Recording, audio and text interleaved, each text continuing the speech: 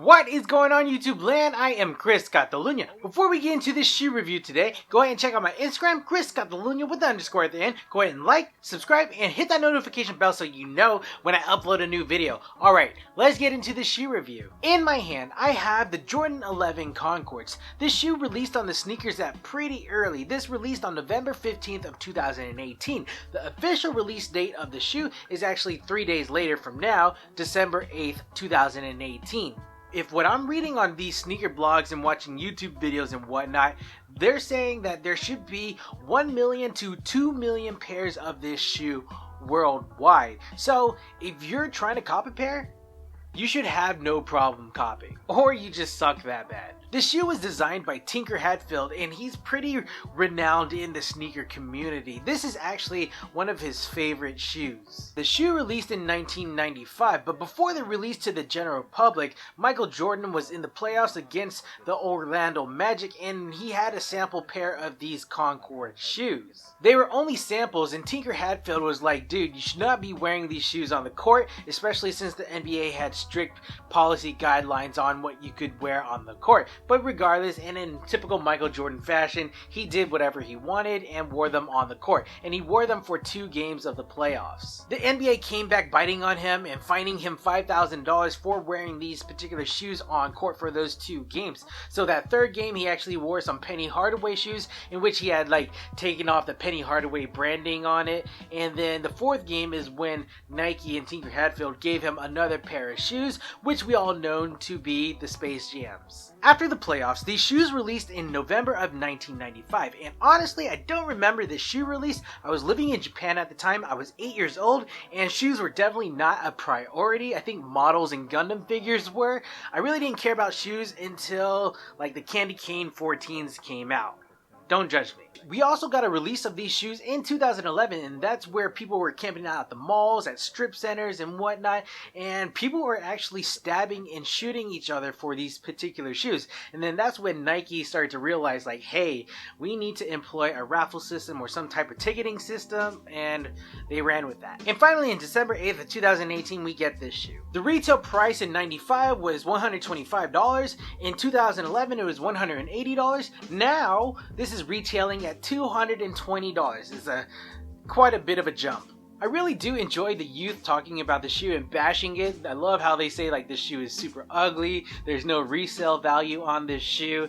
Then again, this is the generation that loves Yeezys, that love human races and whatnot. Not that those are bad shoes aesthetically, I just think it's funny that they're trashing a classic shoe. This is the shoe that started it all, that started the sneaker culture. And if it wasn't the shoe that started it all, it's definitely one of them. My first impression of the shoe, it's hella bomb. The shoe looks super good in 2018. The materials used on the shoe are of quality, and I love that this shoe is very versatile. You can wear this for prom, you can wear this in the professional setting, you can wear this for casual wear, you can wear it for anything. On court, of course. So what we have going on here is the upper. The upper, again, is comprised of several different materials. We have this black patent leather right here at the base of the upper, and this is done up in a shiny, glossy black, and it looks so good.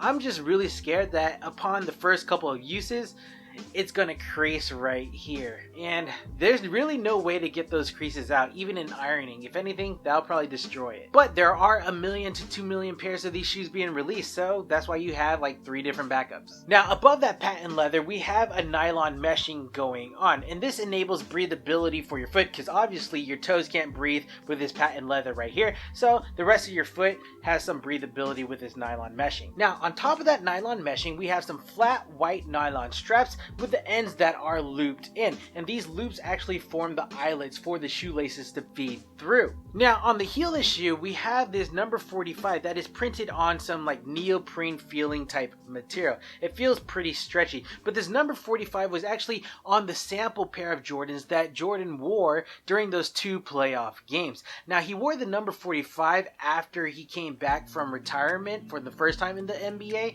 and he wore 45 because that's what he used to wear during his high school basketball days, and that's what he wore during the minor league baseball season. And he also wanted to wear the number 45 because his dad died while he was wearing the number 23 and playing for the Chicago Bulls, so he was like, let's start fresh, let's start with number 45. But he felt like during the season number 45 was giving him some bad luck, so that's why he reverted back to the number 23. Honestly, I'm more than sure it's because of money reasons. Because you get everyone buying number 45 jerseys, and then you go back to wear number 23, and then you get more people buying number 23 jersey. Money, money, money, money. Or I could be an asshole and I'm completely wrong, and it is because his dad passed away. To clear up any confusion with this number 45 being on the back of the shoe, the sample pair that Jordan wore for those 2 playoff games had the number 45 on them. And in 1995 of November, those pairs released to the general public had the number 23, and I'm pretty sure in 2011 those had the number 23 as well. And then here in 2018, we have that sample pair mock-up with the number 45 on them. So yes, we have that 45 on the back, but we also have that Jumpman that is embroidered in black on top of that white panel leather, and this Jumpman on both the lateral shoes is facing the front of the shoe. So we have the basketball right here. It's always going to face the toe box area of the shoe. Now let's get back to the front of the shoe. So on the toe box area, we have that patent leather that is wrapping around. Above that, we have the lacing system, and like those nylon straps that we were talking about, those loops, we have these white rope laces feeding through in zigzag form. Now they employ the white lacing like this, the rope laces, because it resembles the netting of a basketball hoop. Now behind those shoelaces is the tongue, and the tongue is actually made out of the same material as the lateral and the medial sides of the shoe, that white nylon fabric. Now this tongue is padded with foam material. At the midpoint of the tongue, you'll actually see the strap of black nylon going across it, and when I was little, there are words on this black strap of nylon. When I was little, I didn't know what any of these letters meant. This code was just super foreign to me, but if you turn it on its side, it'll actually say in white embroidery, Jumpman. It'll have the Jumpman done up in grape color or Concord color, and then it'll say Jordan below that Jumpman. And I'll be honest, I didn't know what that coding meant until I was like 21. I'm 31. On the back side of the tongue, it's done up in black, and it feels like a neoprene or some type of stretchy material. You'll see this black label right here that is embroidered on.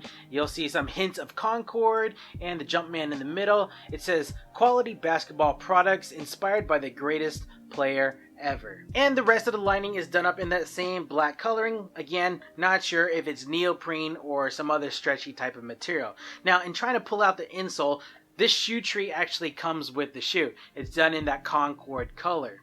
It's made out of plastic and has some glitter accents to it, and has the Jumpman right here. This is the insole. You'll see some black fabric laid on top of some white foam. And don't be fooled, this is not a thick piece of foam. If you lay it out flat, it's just that, it's flat. And on the heel of this insole, we'll have that printed Nike Air logo right there and the sizing sticker.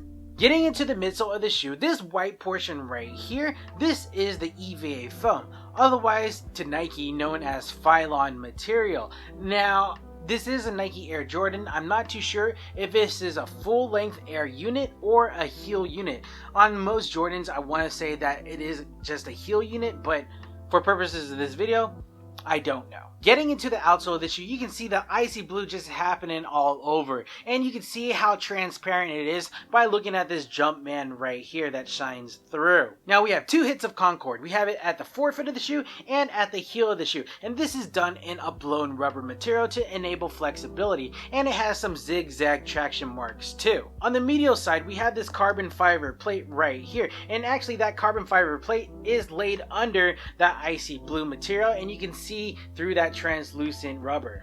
Unfortunately, I cannot give you an on-feet demonstration of this Jordan 11 Concord.